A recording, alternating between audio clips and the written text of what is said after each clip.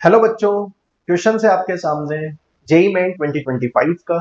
Questions में आपको एक इक्वेशन गिवन है। ये आपके पास कार्बोनिल कंपाउंड है, उसका अगर आप हाइड्रोलिसिस करते हैं तो आपके पास बनता है gem dione aldehyde ketone carboxylic acid chapter का ये क्वेश्चन है एनसीईआरटी से। अगर आप देखें ध्यान से तो अगर ये रिएक्शन फॉरवर्ड बहुत ज्यादा जाती है तो उसका के इक्विलिब्रियम ज्यादा होगा। उसी बेस पे आपके दो स्टेटमेंट गिवन कि जब ये फॉर्मल्डिहाइड होगा तो फॉर्मल्डिहाइड का जब आप हाइड्रोलिसिस करते हैं तो उसके इक्विलिब्रियम कांस्टेंट की वैल्यू 2280 होती है। उसके पीछे रीजन ये दिया है क्योंकि यहाँ पे स्मॉल सब्स्टिट्यूट है, क्योंकि क्या है यहाँ पे हाइड्रोजन। तो ये बात ट्रू है। 2280 डेटा आपको याद रखना पड़ेगा, स्टैंडर्ड डेटा है जो एनसीईआरटी में गिवन नहीं।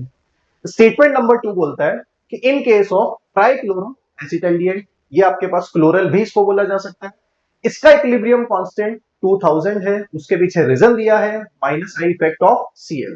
तो ये स्टेटमेंट भी आपका ट्रू स्टेटमेंट है।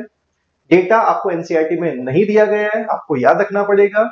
अगर आप देखें तो अगर के इक्विलिब्रियम की वैल्यू 1 से बहुत ज्यादा है, दिख रही है आपको, बिकॉज उसके पीछे रीजन ये है कि फॉर्मल्डिहाइड और क्लोरल आर मोर इलेक्ट्रोफिलिक।